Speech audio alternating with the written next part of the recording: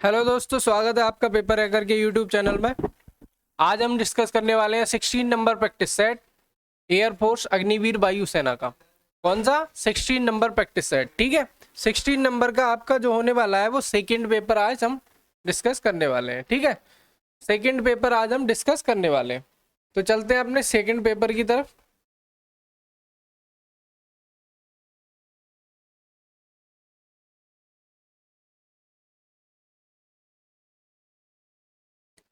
Second paper आपका कौन सा है?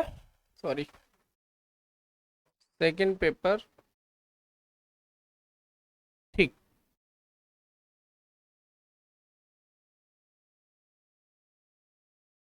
सेकंड पेपर की। ठीक, यहाँ से हमारा शुरू होगा सेकंड नंबर प्रैक्टिस सेट, जिसमें आपके 30 प्रश्न रहते हैं। रागा वाला पोर्शन हम लोग डिस्कस करेंगे। रागा वाले पोर्शन में कितने प्रश्न रहते हैं? आपके 30 प्रश्न पूरे यहाँ पर रहते हैं। 3 प्रश्नों को आपके सामने डिस्कस करेंगे। तो यहाँ पर दे रखा है आपका पहला प्रश्न। क्या दे रखा है? देखो, पहला कह रहा है कि भारत के चंद्र मिशन को दिया गया नाम है। भारत का जो चंद्र मिशन था उसको क्या नाम दिया गया था, बताइए।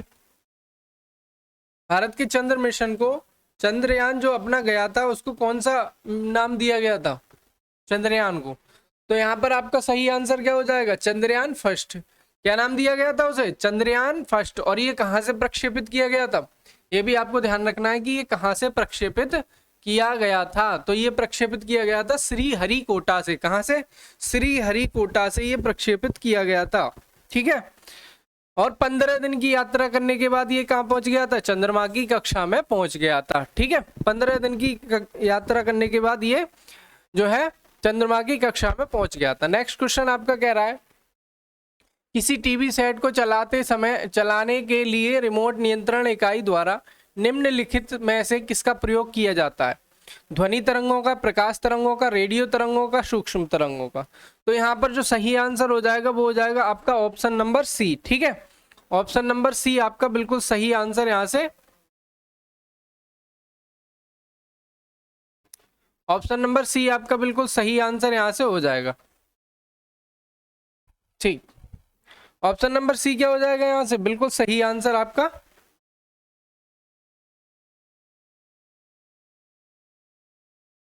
होने वाला है। तो रेडियो तरंगे जो होती हैं उसके द्वारा क्या है, टीवी सेट के रिमोट को हम चलाते हैं। ठीक है, टीवी सेट के रिमोट में किसे प्रयोग करते हैं? रेडियो तरंगों को प्रयोग करते हैं।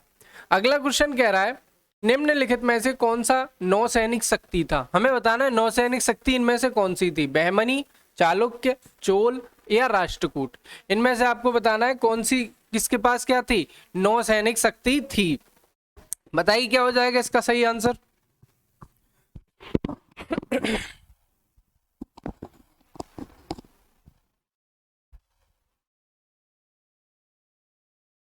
यहाँ पर जो आपका सही आंसर हो जाएगा वो हो जाएगा ऑप्शन नंबर सी। ठीक है, चोल। चोल के पास क्या थी? इनके पास जो है नौसैनिक शक्ति थी। इससे क्या किया इन्होंने? जावा, सुमात्रा, मालदीव, श्रीलंका, इन सब पे क्या कर लिया था? आधिपत्य स्थापित कर लिया था। ठीक है, तो यहाँ पर सही आंसर हो जाएगा आपका चोल। चोल क्या हो जाएगा यहाँ पर? बिल्कुल राइट आंसर हो जाएगा। नेक्स्ट, ये दक्षिण भारत के अपने राजवंश हैं जिनमें से चोल के पास जो है नौसैनिक शक्ति थी। ये चीज आप ध्यान रखेंगे। अगला क्वेश्चन कह रहा है, निम्नलिखित झीलों में से कौन सी पूर्णतः यूएसए में स्थापित है? यूएसए और कनाडा। ठीक है, यूएसए और कनाडा, कनाडा और यूएसए, इसके बॉर्डर पर ना झीलें पाई जाती हैं। 5-6 झीलें हैं, ह्यूरोन, एरी, ऑन्टेरियो, मिशिगन, सुपीरियर। ठीक है, यहाँ पर जो है ये ग्रेट लेक एरिया कहलाता है, ये जो बॉर्डर है यहाँ पर। तो एक जो झील है वो कहाँ पाई जाती है? यूएसए में। बाकी सारी क्या है? बॉर्डर पे। ठीक है, बाकी सारी आपकी जो है वो बॉर्डर पे पाई जाती हैं।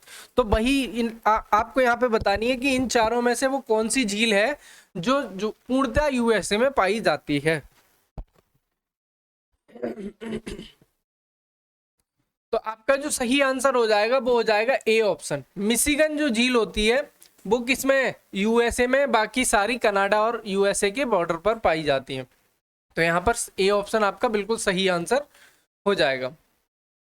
अगला क्वेश्चन कह रहा है कि मुख्य लेखा नियंत्रक परीक्षक की नियुक्ति कौन करता है? यहाँ पर हमें बताना है मुख्य लेखा नियंत्रक परीक्षक की नियुक्ति कौन करता है। क्या प्रधानमंत्री करता है, राष्ट्रपति करता है, उपराष्ट्रपति या लोकसभा अध्यक्ष। तो आपको बताना है मुख्य लेखा नियंत्रक परीक्षक की नियुक्ति कौन करता है। यहाँ से आपका आंसर क्या हो जाएगा बताइए।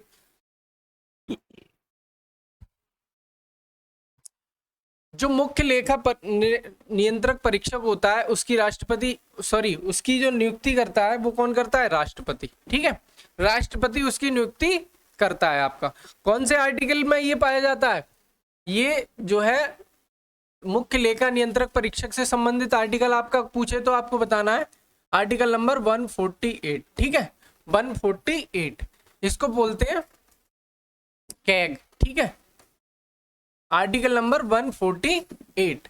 अब 148 में लिखा गया है इसके बारे में, और इसका जो कार्यकाल है, अगर पूछे कार्यकाल कितना है इसका कार्यकाल पूछे तो आपको बताना है 6 वर्ष अथवा 65 वर्ष, यानी कि 6 या 65 में से जो भी पहले हो जाए। मतलब क्या है, जैसे या तो वो व्यक्ति 6 साल कार्यकाल पूरी कर ले, उसकी एज 65 वर्ष ना हो, ठीक है, या मान लो 3 साल बाद उसकी एज हो गई 65 साल, तो उसे रिटायर कर दिया जाएगा, फिर उसका कार्यकाल 6 वर्ष नहीं किया जाएगा। इनमें से जो पहले कंप्लीट हो जाए उसी के अकॉर्डिंग इनका कार्यकाल होता है। तो जो है जो कैग है, मुख्य लेखा नियंत्रक परीक्षक है, उसका आर्टिकल भी आपको ध्यान रखना है 148, और यहाँ से जो है राष्ट्रपति जो है उसकी नियुक्ति करता है, ये भी आपको ध्यान रखना है। नेक्स्ट क्वेश्चन की ओर चलते हैं। नेक्स्ट आपका क्वेश्चन कह रहा है नेशनल डिजाइन संस्थान कहाँ स्थित है। आपके ऑप्शन है नई दिल्ली, अहमदाबाद, बेंगलोर, हैदराबाद। बताइए इनमें से कौन सा आंसर सही हो जाएगा आपका।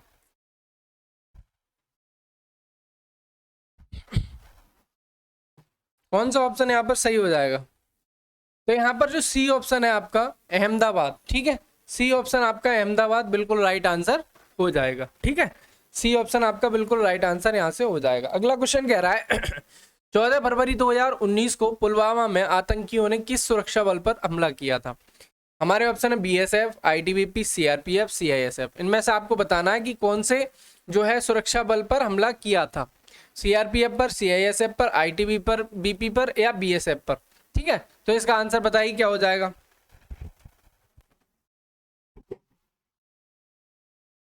इन्होंने जो 14 फरवरी 2019 को अटैक हुआ था पुलवामा वाला, वो हुआ था सीआरपीएफ पे। किस पे हुआ था, सीआरपीएफ के जवानों पर। ठीक है, तो आपका बी ऑप्शन यहाँ पे बिल्कुल सही आंसर हो जाएगा। कह रहा है एमएसआई का संक्षिप्त रूप क्या है। एमएसआई का संक्षिप्त रूप क्या है, यहाँ पर बताइए। आपके 4 ऑप्शन दिए गए हैं, इनमें से बताइए एमएसआई का संक्षिप्त रूप आपका क्या हो जाएगा।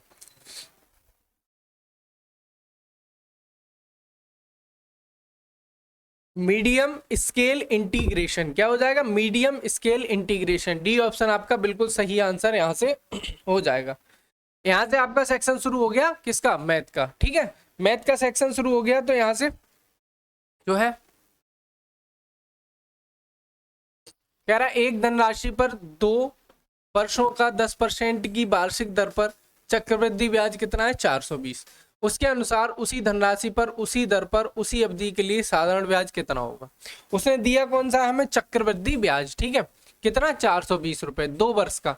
देखो 10% की दर है, कितनी है, 10% की दर है। ठीक, 10% को हम 1/10 लिख सकते हैं। मान लो 10% की दर से 10 रुपए पे 1 रुपया मिला, कितना मिला, तो 11 रुपए हो गए ब्याज। ठीक है, 11 रुपए ब्याज हो गया। 10 पे 1 रुपया जो ऊपर वाला होता है उसे जोड़ देते हैं, इसे ब्याज प्लस मिश्रधन कहेंगे, और इसे क्या कहेंगे, मूलधन। इसे क्या कहेंगे, मूलधन। और जितनी साल होगी उतनी बार इसकी गुणा कर देंगे। क्या करेंगे, जितनी साल, मान लो 2 साल दिया है समय, तो 11/10 की 2 बार गुणा कर देंगे। ठीक है, अब जो चक्रवृद्धि ब्याज निकल के आएगा वो ऊपर वाला क्या है, 121, 11 गुणा 11 121, और नीचे आ गया आपका 100।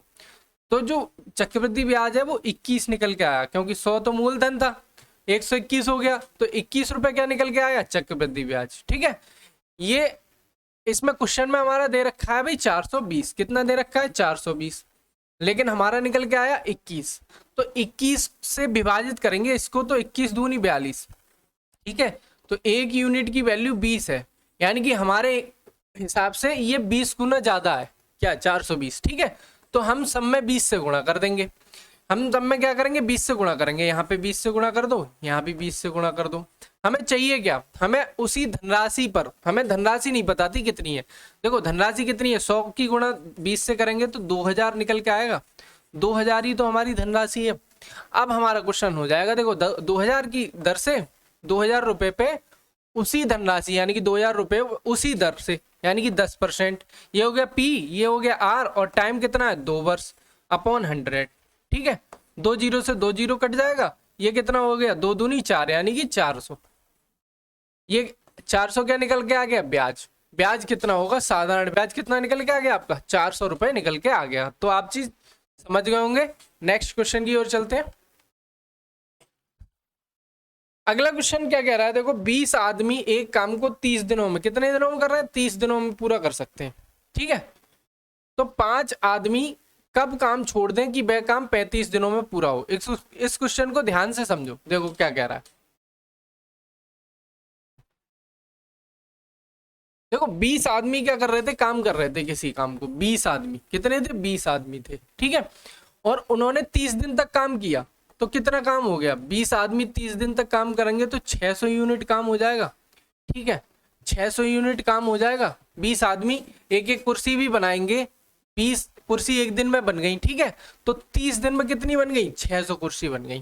ठीक है, मान लो 600 कुर्सियां आपकी कंप्लीट हो गई, 600 कुर्सियां आपकी कंप्लीट हो गई। अब वो कह रहा है 5 आदमी कब काम छोड़ दें कि वह काम 35 दिन में हो। अब वो कह रहा है कि 35 दिन में काम करो। अब भाई 35 दिन तक काम करना है। अब 5 आदमी काम छोड़ के जा रहे हैं, यानी कि पहले थे 20 आदमी, अब मैंने मान लिया रह गए 15 आदमी। ठीक है, 15 आदमियों ने तो लगातार काम किया है, 15 ने तो लगातार काम किया है, 5 ही तो छोड़ रहे हैं। तो 15 आदमी ने लगातार 35 दिन काम करके कितना काम किया, देखो 15 पंजे 75 के 5 हासिल लागे 7, 15 तिया 45 और 7, 45 और 7 कितना हो जाएगा 52, यानी कि 525 कुर्सियां बन चुकी हैं। बची कितनी, 600 में से 525 निकाल दूं तो 75 कुर्सियां बची। मेरे पास आदमी कितने थे पहले, ठीक है, मेरे पास कितने लोग थे, 15 लोगों ने 35 दिन तक काम करके 525 कुर्सियां बना ली। अब 5 लोग जो बचे हैं वही पूछ रहा है कि वे कब तक काम छोड़ दें, क्योंकि 20 लोग थे, हमने अभी 15 से काम कराया लगातार। अब ये 75 काम जो बचा था, 35 दिन में काम तो पूरा हुआ है, यानी कि ये 75 काम किसने किया है, 75 काम 5 लोगों ने किया है। तो एक आदमी ने कितने दिन काम किया है, 5 5 एकम 5, ठीक है, 5 25, यानी कि इन्होंने कितने दिन तक काम किया है, 15 दिन तक काम किया है। इतना 75 काम 5 आदमी कितने दिन में कर देंगे, 15 दिन तक। तो 15 दिन तक अगर वे छोड़ के चले जाए, 15 दिन बाद 35 दिन काम हो रहा है, 15 दिन बाद वो छोड़ के चले जाए, तब भी काम क्या है, पूरा हो जाएगा। तो यहाँ पर जो सही आंसर है आपका वो क्या हो जाएगा, ऑप्शन नंबर सी, 15 दिन बाद। ठीक है, ऑप्शन नंबर सी, यानी कि 15 दिन बाद काम कंप्लीट हो जाएगा। ठीक है, 15 दिन बाद काम कंप्लीट हो जाएगा। यहां से नेक्स्ट क्वेश्चन कह रहा है, ए और बी दोनों में 4:1, 5:2 के अनुपात में क्रमशः दूध और जल भरा हुआ है। ठीक है, अनुपात ज्ञात कीजिए, इन मिश्रणों को मिलाने पर दूध और जल का नया मिश्रण 7:2 हो जाता है। देखो इसको दो तरीके से क्वेश्चन को करते हैं। इस टाइप को हम क्या करते हैं, देखो ये लिखा है आपका ए है बी, और हम मान लेते हैं तीसरे वाले को इसे सी। ठीक है, सी बर्तन है ये। ए बर्तन में 4:1 के अनुपात में क्या है, क्या है, दूध और जल। ठीक है, दूध और जल। बी में क्या है, 5:2 में, और सी में दिया हुआ है 7:2 में। अभी तक हमने सिर्फ क्वेश्चन को लिखा है और कुछ नहीं किया है। अभी तक हमने क्वेश्चन को लिखा है और कुछ नहीं किया है। अब देखो इन सबको क्या है, जोड़ लो, 4 और 1 5 हो गया, ये 5 और 2 7 हो गया, 7 और 2 9 हो गया। अब या तो इसके दो तरीके हो जाते हैं यहाँ से, या तो एक ही यूनिट ले लो आप। देखो 4 ले लिया, 4 कितने में से, टोटल कितना है 5, ठीक है, टोटल से विभाजित कर दो। या तो यहाँ इसका भी ये ले लो, देखो 5/7, टोटल में से 5 भाग क्या है, दूध। ऐसे ही दूध ले रहे हैं हम, तो 7 यूनिट क्या है यहाँ पे, दूध, कितने में से, 9 में से। ठीक है, टोटल कितना है 9। अब इस पे लगा दिया हमने एलिगेशन, क्या लगा दिया, एलिगेशन। यानी कि इसमें क्या होता है, इन दोनों का अंतर यहाँ लिखेंगे और इन दोनों का अंतर कहाँ लिखेंगे, यहाँ, तो हमें नया अनुपात पता चल जाएगा। अब देखो इन दोनों का अंतर निकाल लो, क्या होगा, 5 और 2 7 होता है, 7 और 2 9 होता है, यानी कि इसमें जो बड़ी होगी, जिसका अंश बड़ा होगा वही संख्या बड़ी होगी, यानी कि 7/9 में से मैं किसे घटा दूं, 5/7 को। ठीक, तो यहाँ पर 9 सत्ते 63, 9 गुणा 7 ही इसका क्या आ जाएगा, एलसीएम। तो 9 से 9 कट गया, 7 सत्ते 49 माइनस 7 से 7 कट जाएगा, 9 पंजे 45।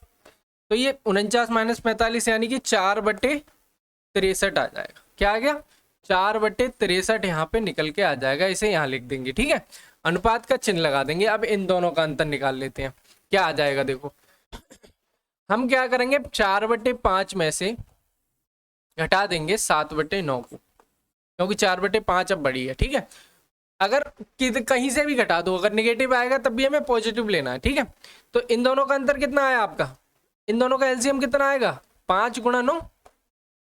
ठीक, अब 5 से 5 को भाग देंगे तो 5 कट जाएगा, 5 एकम 5, 9 बार जाएगा। ठीक है, 9 की गुणा 4 से करेंगे, 9 चौक 36 माइनस 9 से 9 चला जाएगा, इसमें 5 से गुणा करेंगे, 5 5 सत्ते 35। ये कितना आ गया, 36 में से 35 गया, 1/5 गुणा 9 कितना आ गया, 1/5 गुणा 9। यहां से अब देखो 9 सत्ते 63, 7 बार चला जाएगा, यहां से कितना चला गया, 7 बार। और 5 को अगर इधर ले आऊंगा मैं तो 5 चौक 20 हो जाएगा, अनुपात 7 को इधर ले जाएंगे तो ये हो जाएगा 7, यानी कि 20:7 इसका आंसर हो जाएगा। क्या हो जाएगा, 20:7 इसका सही आंसर हो जाएगा। ये अनुपात वाला इधर अनुपात में, उधर किस में चला जाएगा, गुणा में। ऐसे ही यहाँ 5/, में इधर 4 के गुणा में आ जाएंगे, तो 20:7 इसका सही आंसर हो जाएगा। ठीक है, आपको समझ में आ गया होगा कैसे किया ये।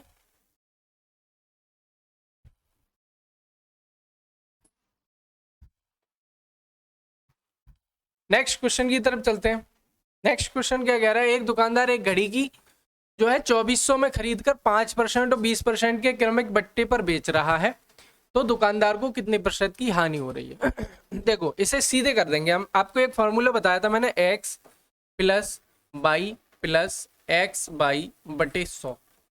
ठीक है, जब क्रमिक शब्द आ जाए, ये वाला क्रमिक यानी कि एक के बाद एक या उत्तर उत्तर, तो यहाँ पर क्या कर रहे हैं हम, तब ये वाला फार्मूला हम लगाते हैं। अब देखो 5% की छूट दी, पहले उसने -5% किया, फिर -20% किया। ठीक है, अब यहाँ पे प्लस लगा देंगे हम, माइनस माइनस प्लस हो जाएगा, क्योंकि -20 की गुणा -5 से करेंगे तो 20 गुणा 5 ही तो आएगा, माइनस माइनस प्लस हो जाएगा, बटे में क्या हो गया 100, 20 पंजे 100, 5 से 5 कट गया। ठीक है, एक बार चला गया यहाँ पे, ये कितना हो गया -25, प्लस का क्या कितना आया यहाँ से 1, तो -24% यहाँ से निकल के आ गया, यानी कि 24% की उसे क्या हो जाएगी, हानि। ए ऑप्शन आपका बिल्कुल सही आंसर यहाँ से हो जाएगा।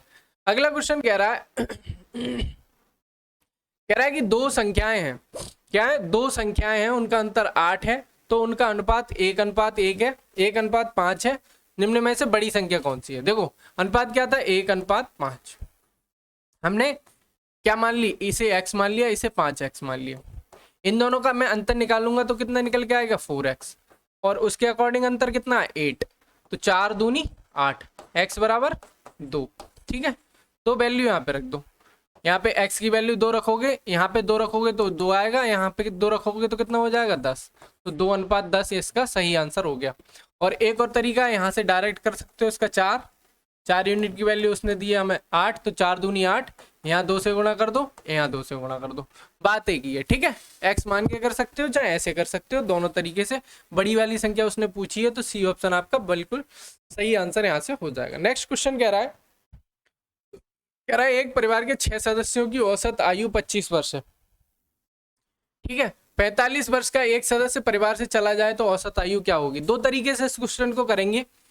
पहले तो आपको लॉन्ग बता देता हूं मैं कैसे करेंगे। देखो 6 सदस्य थे, कितने थे, 6 सदस्य थे, 6 सदस्य थे आपके। ठीक है, और औसत आयु कितनी थी, 25, यानी कि 25 जगह 6 से डिवाइड था, तो 25 लोगों की आयु 6 लोगों की आयु 25 25 25 थी, तो हमने 6 गुणा 25 यानी कि 150 टोटल आयु हो जाएगी उनकी। कितनी हो जाएगी, 150 टोटल आयु हो जाएगी। अब 45 वर्ष उसमें से घटा दिया, 45 वर्ष का एक आदमी जो है वो चला गया उस घर को छोड़ के, एक आदमी चला गया। ठीक है, अब कितनी आयु बची? 105। लोग कितने बचे? लोग 6 थे, एक चला गया, तो कितने बचे? 5 लोग बचे। यानी कि 5 लोगों की आयु कितनी है? 105। अब वो पूछ रहा है औसत आयु, ठीक है, यानी कि एक की कितनी पड़ेगी? तो 105 को कितने से भाग कर देंगे? 5 से, ठीक है। तो 5 दूनी 10, 5 एकम 5, यानी कि 21 वर्ष के सभी औसत आयु क्या हो जाएगी? 21 वर्ष हो जाएगी, ठीक है। एक तरीका तो ये हो जाता है। दूसरा तरीका क्या कह रहा है वो देखो, 6 सदस्य हैं, 25 वर्ष आयु है सबकी, 45 वर्ष का एक व्यक्ति था, वो चला गया, यानी कि 25 वर्ष तो सबके पास था, मान लो 25 सबके पास रुपए थे। अब वो 45 रुपए ले गया, तो अपने तो 25 रुपए थे उसके पास, 6 लोगों में हर एक के पास 25 थे, तो जो छठा व्यक्ति गया उसके पास 25 रुपए तो थे। अब बचे कितने? 45 लेके गया, यानी कि 20 और एक्स्ट्रा ले गया, तो 20 वो एक्स्ट्रा मान लो सबसे उनने बराबर लिए थे, तो सबसे बराबर 5 लोग बचे थे, उनसे 20 रुपए बराबर लेगा, तो 5 से 4 रुपए सबसे लेके गया था। यानी कि इन सभी के पास कितने थे? पांचों के पास 25 रुपए थे, उसने सबसे 4 रुपए ले लिए, यानी कि औसत कितना बचा? 21, ठीक है। तो 21 वर्ष इसकी सही आंसर हो जाएगा। यहां पर इस तरीके से भी इस क्वेश्चन को हम कर सकते हैं। अगला क्वेश्चन कह रहा है कि 4 क्रमागत सम संख्याओं का औसत 27 है, इन संख्याओं में से सबसे बड़ी संख्या क्या होगी? देखो, 4 क्रमागत सम संख्याएं या विषम संख्याएं मानते हैं हम, तो देखो सम संख्या या विषम संख्या हर दो संख्या के बाद आती है। जैसे मान लो सम मैंने पहली 2 ली, तो 2 में 2 जोड़ूंगा तो 4, अगली सम संख्या क्या आएगी? 4। तो मान लो मैंने x ली कोई सम संख्या, तो अगली सम संख्या क्या आएगी? x ली कोई, तो x में 2 जोड़ूंगा तभी तो अगली सम संख्या मिलेगी। ऐसे ही x में 4 जोड़ूंगा तब अगली मिल जाएगी। 4 का मतलब 2 तो पहले से जुड़े हुए थे, 2 में 2 और जोड़ दिए तो 4 हो गए। ऐसे ही 4 में 2 जोड़ दिए, यानी कि x + 6, ये इससे अगली सम संख्या हो जाएगी। 4 सम संख्याएं हमारी हो गई, ठीक है। औसत जब हम निकालते हैं तो सभी संख्याओं का योग, यानी कि x + 2 + x + 4 + x + 6, सभी संख्याओं का योग बटे कुल संख्याएं कितनी है? 4।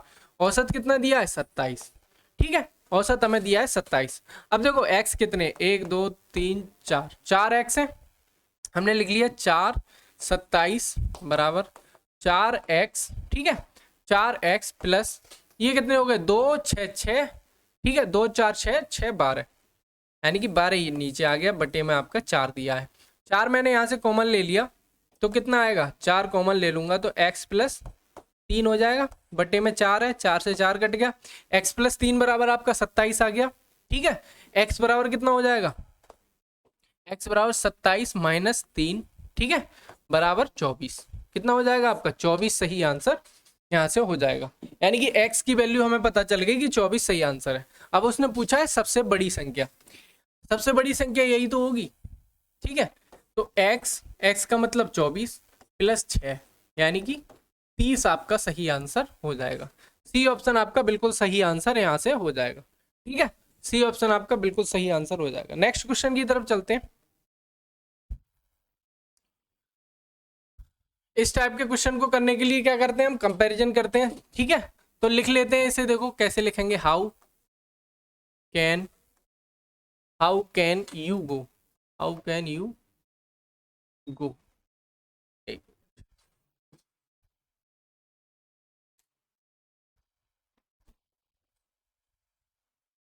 हाउ कैन यू गो, उसके बाद क्या लिखा है? JA DA KA और PA, ठीक।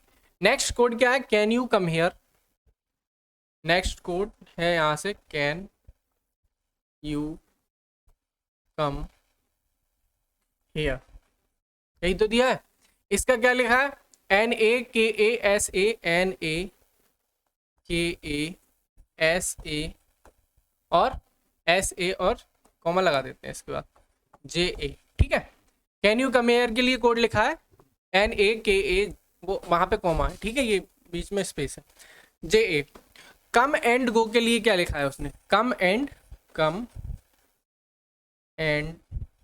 गो, इसके लिए क्या लिखा है उसने? RAPASA, क्या लिखा है? RAPASA, यहाँ पे इस चीज को ये लिखा है। अब देखो क्या कह रहा है, हाउ कैन, इन दोनों की हम कंपैरिजन करते हैं, इन दोनों की क्या करते हैं, कंपैरिजन। अब कैन यू कम हियर, यहाँ पे कैन कॉमन है, यानी कि मैंने इसे गोले में बंद कर दिया, यहाँ भी कैन कॉमन है, यहाँ भी कैन कॉमन है। तो जो कैन का वर्ड होगा यानी कि जो कोड होगा वो भी कॉमन होगा इन दोनों में। तो कैन के लिए एन नहीं है इसमें, के देखो के और कोई चीज तो कॉमन नहीं है, सिर्फ के कॉमन है, यानी कि जो गोल वाला ये है ये कैन किसके लिए है, के लिए। कैन किसके लिए है, के ए के लिए, कैन यहां से हो जाएगा।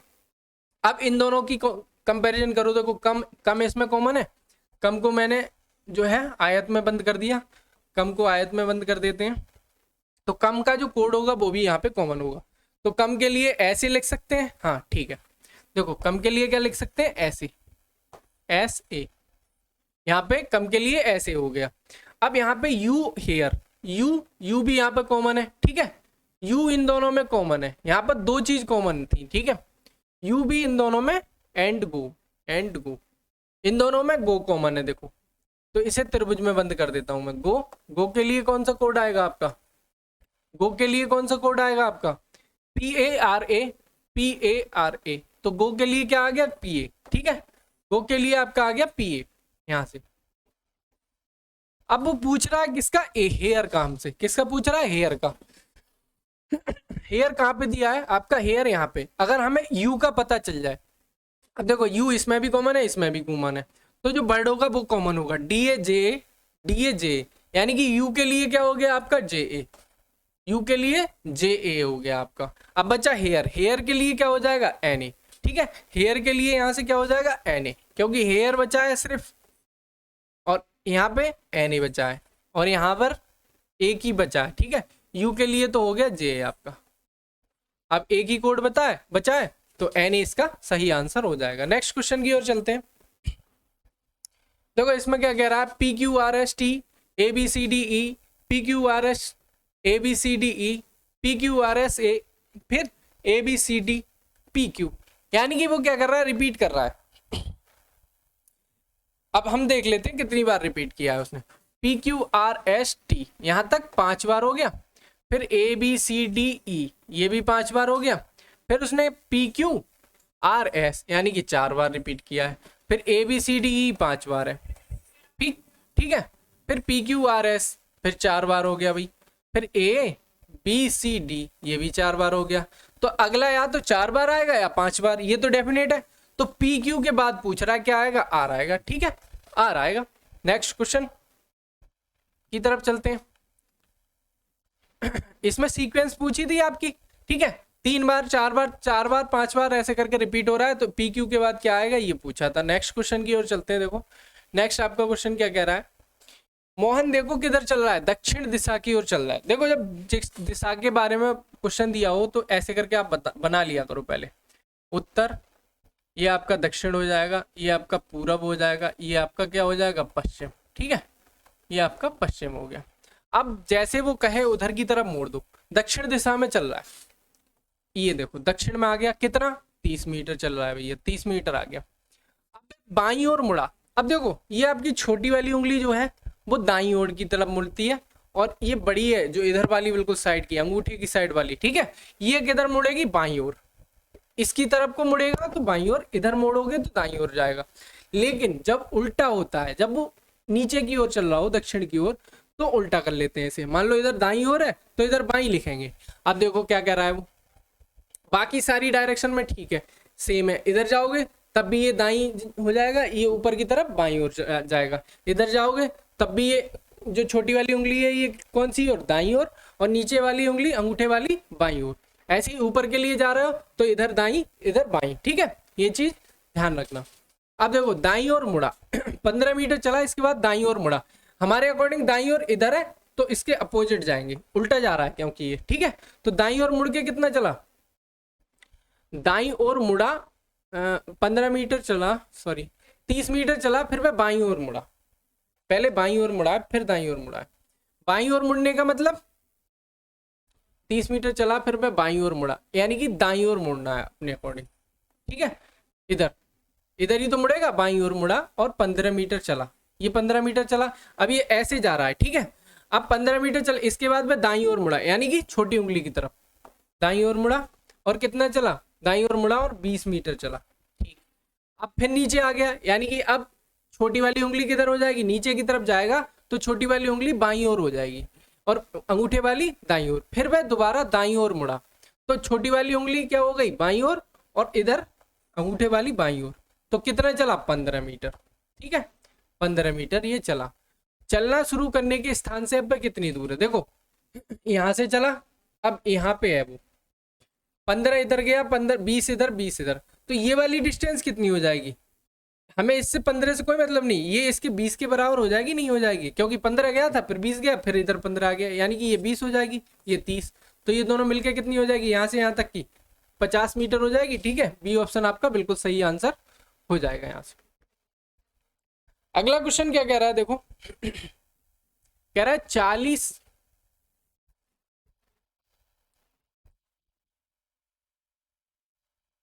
40 बच्चे हैं एक लाइन में, ठीक है।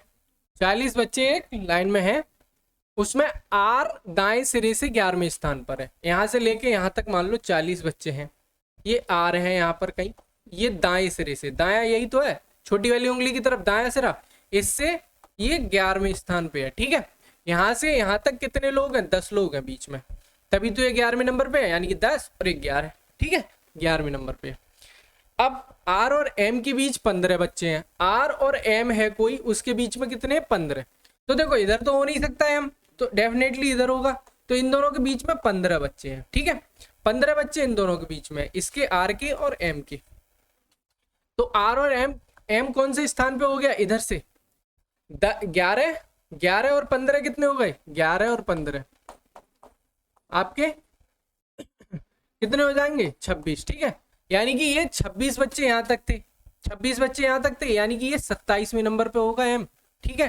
अब 40 बच्चे टोटल थे, ठीक है, 40 बच्चे टोटल थे। अब पूछ क्या रहा है ये देख लेते हैं। पूछ रहा है, छोटा पूछ रहा है कि बाएं सिरे से एम किस स्थान पर है। यहां तक 27 लोग हैं, टोटल आपके 40 लोग हैं, ठीक है, 40 लोग हैं, यहां तक 27 हैं, तो हमें इसका स्थान जानना है। तो देखो 40 में से 27 घटाएंगे, प्लस 1 कर देंगे, क्या करेंगे, प्लस 1, अभी बताऊंगा क्यों किया। 40 में से 27 घटाओ, कितना बचा, 13, प्लस 1 कर दिया, यानी कि 14 आपका आंसर आ गया, ठीक है। तो हमें जब देखो 27 घटा दिए, तो एम भी हमने घटा दिया, यहाँ के इतने 27 लोग घटा दिए हमने, एम भी घटा दिया, ठीक है। तो 13 नंबर आ गए, यानी कि 13 लोग यहाँ तक थे, तभी तो हो गए 27 और 13 40, ठीक है। 13 लोग बीच में थे, अब ये 14वें नंबर पे ही तो आएगा, ठीक है। तो एक हम बाद में जोड़ लेते हैं, या फिर एक काम करो, आप 27 ना घटा के 26 घटा दो, इसके पीछे के सारे लोग घटा दो, तो आपका सीधे 14 आ जाएगा, ठीक है। तो यहाँ पर जो सही आंसर हो जाएगा आपका 14 नंबर आपका सही आंसर हो जाएगा। नेक्स्ट क्वेश्चन की तरफ चलते हैं। अगला क्वेश्चन क्या कह रहा है हमारा, क्या कह रहा है, देखो कह रहा है कि पी क्यू आर एस और टी में हर एक की लंबाई अलग अलग है, ठीक है। क्यू केवल टी से नाटा है, नाटे वाले को नीचे लिख लिया, क्यू केवल टी से नाटा है, उल्टा लिख दिया मैंने, क्यू नाटा है किससे, टी से, ठीक है, यानी कि क्यू छोटा है। अब कह रहा है एस पी और क्यू, पी तथा क्यू से नाटा है, एस जो है वो पी और क्यू से दोनों से छोटा है, ठीक है। इतनी बातें उसने कही है, इनमें से कौन सबसे नाटा है। पी भी हो गया, पी दिया है, क्यू बड़ा है भाई, क्यू भी बड़ा है, एस भी दे रखा है, टी भी दे रखा है। अब देखो आर के बारे में तो हमें कुछ बताया ही नहीं, क्या पता आर सबसे छोटा हो, क्या पता आर सबसे बड़ा हो, ठीक है। तो यहाँ पर हम ऑप्शन लगाएंगे डी, यानी कि आंकड़े अपर्याप्त हैं। अगर इन्होंने आर के बारे में भी बताया होता तब हम क्वेश्चन कर पाते, इसका मतलब डी ऑप्शन यहाँ पर बिल्कुल सही आंसर आपका हो जाएगा। अगला क्वेश्चन देखो क्या कह रहा है, इन्होंने क्या किया है, चिन्ह बदल दिए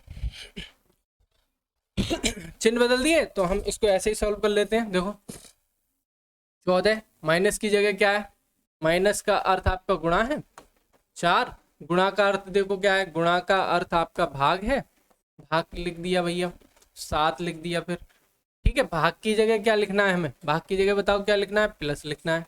ठीक है, 12 लिखना है। फिर प्लस की जगह बताओ क्या लिखना है भाई, प्लस की जगह आपका प्लस का अर्थ माइनस, माइनस लिख दिया, 8 लिख दिया बराबर। अब देखो इसको सॉल्व करेंगे, 14 गुणा 4/7 प्लस 12 प्लस माइनस 8। ठीक है, 7 दूनी 14 यानी कि 4 दूनी 8 हो गया ये, प्लस 12 माइनस 8, माइनस के 8 प्लस के 8 कैंसिल हो गया, यानी कि आंसर आ गया आपका 12। ठीक है, बी ऑप्शन आपका बिल्कुल सही आंसर यहाँ से हो जाएगा। क्या हो जाएगा, बी ऑप्शन आपका बिल्कुल सही आंसर यहाँ से हो जाएगा। मैंने चिन्ह बदल दिए। ठीक है, इसको 7 को नीचे ले गए, 7 दूनी 14, 8 आ गया, 4 दूनी 8, प्लस में 12 माइनस में 8 थे, माइनस के 8 कट गए, 12 बचा। ठीक है, सही आंसर हो गया आपका।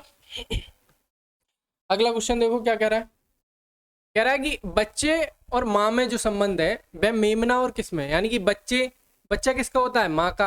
ठीक है, ह्यूमंस में। तो मेमना किसका होता है, मेमना भेड़ का। ठीक है, मेमना किसका होगा, भेड़ का बच्चा मेमना कहता है, कहलाता है। तो यहाँ पर बी ऑप्शन आपका सही हो जाएगा। आग गरम, आग कैसी होती है, गरम, तो बर्फ कैसी होगी, ठंडी होगी। ठीक है, तो यहाँ पर ए ऑप्शन आपका बिल्कुल सही आंसर हो जाएगा। ए ऑप्शन आपका क्या हो जाएगा, सही आंसर। कह रहा है भिन्न शब्द को चुनिए। ऐसे ही सरल क्वेश्चन आते हैं आपके कुछ एग्जाम में। ठीक है, वहां पर आप कंफ्यूज हो जाते हो। अब देखो लोहा, सोना, तांबा और कोयला, आपको साफ दिख रहा होगा भाई, लोहा है धातु है, सोना भी धातु है, तांबा भी धातु है, कोयला धातु नहीं होता है। ठीक है, यानी कि इन तीनों में से यही तो ऑप्शन आपका अलग है, कोयला आपका डिफरेंट है। तो डी ऑप्शन आपका बिल्कुल सही आंसर यहाँ से हो जाएगा। अगला क्वेश्चन कह रहा है नीचे दिए गए विकल्पों में से अंक श्रृंखला के खाली स्थान को भरने वाली संख्या बतानी है आपको। देख लेते हैं क्या करना है अभी इसमें। बड़ी कर ली हमने थोड़ी सी श्रृंखला। ठीक है, दिखाई दे रही होगी आपको। देखो 2 से हो गया 7, कैसे हो गया भाई, 7 में से 2 घटाए तो कितने बचे, 5 बढ़ गए हैं। ठीक है, यहाँ पे 5 बढ़ गए, 7 से 12 हुआ तो कितने बढ़ गए, 5 बढ़ गए भाई। ठीक है, 12 से 5 बढ़ा के देखूं, 17 आ गया। ठीक है, 17 आ गया। अगर 17 में 5 जोड़ के 22 आ रहा है तब ठीक है, और अगर 17 हमारा आंसर में, यानी कि ए ऑप्शन आपका बिल्कुल सही आंसर हो जाएगा। ठीक है, ए ऑप्शन आपका बिल्कुल सही आंसर यहाँ से हो जाएगा। अगला क्वेश्चन है, बताइए क्या आंसर आएगा इसका, इसका आंसर बताइए कैसे आएगा।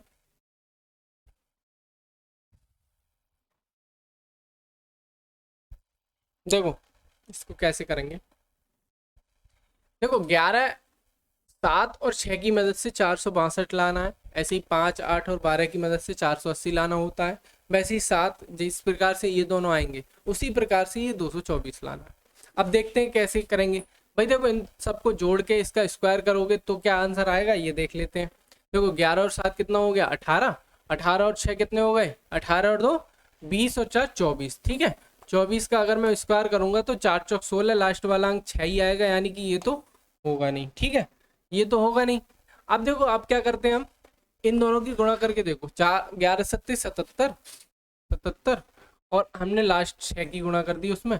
ठीक है, इन तीनों की गुणा कर दी हमने तो कितना आएगा, देखो 7 6 42 के, 7 6 42, 42 के कितने हो जाएंगे, 2 हाथ से लगे 4, 6 सत्ते 42 और 4।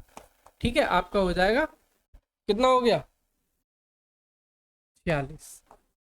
ठीक है, कितना हो गया, 46, यानी कि 462 आपका सही आंसर आ जाएगा। ठीक है, 462 यहाँ से आपका सही आंसर आ जाएगा अगर आप इन तीनों की क्या करेंगे, गुणा करेंगे तो।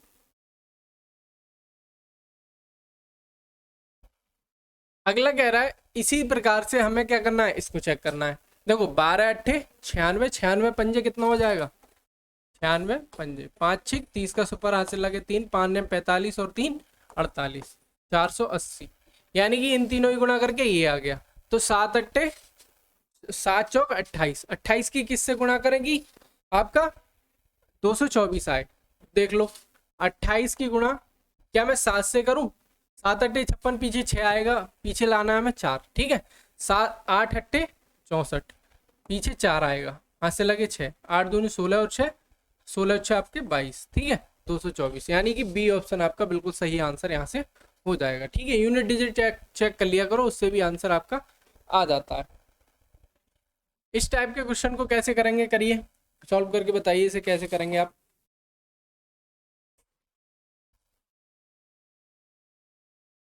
इस टाइप के क्वेश्चन को जब हम करते हैं तो कैसे करते हैं, देखो 4 तियां 12, ठीक है, 4 तियां 12, 12 का स्क्वायर में करूंगा तो कितना मिलेगा मुझे 144।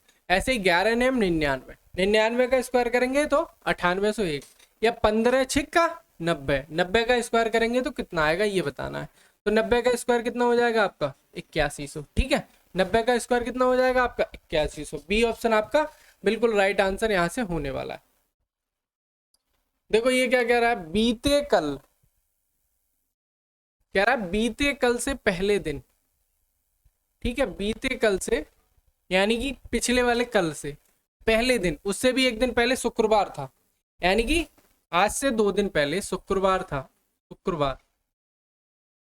तो इनमें 2 दिन जोड़ दूं तो पता चल जाएगा आज का दिन कौन सा है, शुक्रवार रविवार, ठीक है, शुक्रवार शनिवार रविवार, यानी कि आज का दिन क्या है रविवार, आज क्या है रविवार। तभी तो कल क्या था शनिवार, और उससे पहले एक दिन क्या था शुक्रवार, ठीक है। तो आने वाले दिन यानी कि सोमवार से अगले दिन यानी कि मंगलवार के 2 दिन बाद, यानी कि मंगल के 2 दिन बाद बुध बृहस्पतिवार, ठीक है, यानी कि गुरुवार, कौन सा दिन होगा, ओरली हो गया। या फिर आपको ऐसे करना है जैसे आने वाले दिन को एक दिन प्लस कर दिया, एक दिन, ठीक है, आने वाले दिन से अगले दिन एक और प्लस कर दूं, से 2 दिन बाद फिर 2 प्लस कर दो, यानी कि 2 3 4, यानी कि रविवार में कितने दिन प्लस करने हैं आपको, रविवार में 4 दिन प्लस करने हैं। तो कर लो रविवार सोमवार मंगल बुध बृहस्पतिवार, यानी कि बी ऑप्शन आपका बिल्कुल सही आंसर यहाँ से हो जाएगा, ठीक है, बी ऑप्शन आपका बिल्कुल सही आंसर हो जाएगा। ये देखो ये वाला क्वेश्चन कैसे करना है हमें, इस चीज को हमें क्या करना है, रीड करना है। देखो क्या कर रहा है, SPSMP ये एक सीक्वेंस दिया है, उसी के आधार पे क्या दिया है, ये चीज दी है उन्होंने, हमें बताना है आगे क्या आएगा। देखो PM, P के बाद आया M, यानी कि ये उल्टा चला, P के बाद उल्टा चला, एक बार उल्टा चला, -1 किया इसने, P से हमने -1 किया, ठीक है। अब M के बाद उसने 3 दिया है, M के बाद 3, यानी कि 1 2 3 +3, +3 हुआ, +3 हुआ, ठीक है। अब 3 पे आने के बाद किस पे जा रहा है, A पे, यानी कि 1 2 3 तीसरे नंबर पे फिर पहुंच गया, फिर क्या हुआ +3, फिर क्या हुआ +3। अब क्या कह रहा है, A के बाद इस पे आओ, यानी कि -1, -1 एक अंक पीछे आना है, क्या कर रहा है -1 +3 फिर -1, यही तो कर रहा है। अब यहां से क्या आ गए, हम यहाँ पे आ गए, ठीक है, यहाँ पे आ गया A फिर इस पे आ गया, ठीक है, माइनस गया। अब फिर क्या जाएगा +3, 1 2 3 L आना चाहिए, +3, फिर क्या आ गया +3, अब फिर आना चाहिए, फिर क्या आना चाहिए, फिर से +3, ठीक है, फिर से +3 1 2 3, यानी कि Z, फिर से +3 आ गया, +3, ये सीरीज रिपीट हो रही है, देखो -1 +3 +3 -1, ठीक है, फिर +3 फिर -1, यानी कि Z के बाद क्या आना चाहिए, 1 कम होना चाहिए, यानी कि @ आना चाहिए। तो Z के बाद @ आया है, ठीक है, यानी कि -1। अब यहाँ पर क्या है, फिर से +3 होना चाहिए। अब हमने +3 का किया Z से, तो Z से +3 हम करेंगे तो क्या आएगा, 1 2, सॉरी @ पे है ना, हम यहाँ से इस पे आ गए, अब +3 करो, 1 2 3, यानी कि हैशटैग आना चाहिए, ठीक है, +3 पे हैशटैग, तो +3 पे क्या आ गया हैशटैग, फिर से क्या करेंगे +3, फिर से क्या करेंगे हम +3, हैशटैग के बाद 1 2 3 7 नंबर आना चाहिए आपका। तो 7 कहाँ आ रहा है, C ऑप्शन, ठीक है, 7 किस पे आ रहा है, C ऑप्शन पे, तो C ऑप्शन आपका बिल्कुल करेक्ट आंसर हो जाएगा। समझ में आया आपको, पहले हमने इस पे 1 माइनस किया, फिर +3 +3 किया, फिर -1 फिर +3 फिर +3 फिर -1 फिर +3 फिर +3 फिर -1 U आएगा, फिर U के बाद +3 1 2 3 8, ठीक है, यानी कि 7U 8 आपका सही आंसर हो जाएगा। यहाँ से समझ में आ गया। नेक्स्ट क्वेश्चन की तरफ चलते हैं। अगला क्वेश्चन आपका कह रहा है वह आरेख चुनिए जो गाय पशु और बकरियां, पशु और बकरियां, देखो पशु अगर मैं बनाऊंगा पशु का आरेख, तो गाय और बकरी ये दोनों इसके अंदर आएंगी, ठीक है, गाय भी पशु होती है बकरी भी पशु होती है, दोनों इसके अंदर आएंगी, तो ए ऑप्शन आपका क्या हो जाएगा, बिल्कुल राइट आंसर हो जाएगा। ए ऑप्शन आपका बिल्कुल राइट आंसर यहाँ से हो जाएगा। ठीक है, तो यहाँ पर आपका प्रैक्टिस सेट जो है वो कंप्लीट हो चुका है और मिलते हैं नेक्स्ट प्रैक्टिस सेट में। 30 प्रैक्टिस सेट की आपको सीरीज कराई जाएगी, रागा वाला पोर्शन भी और इंग्लिश वाला पोर्शन भी। तो आप हमसे जुड़े रहिए, धन्यवाद।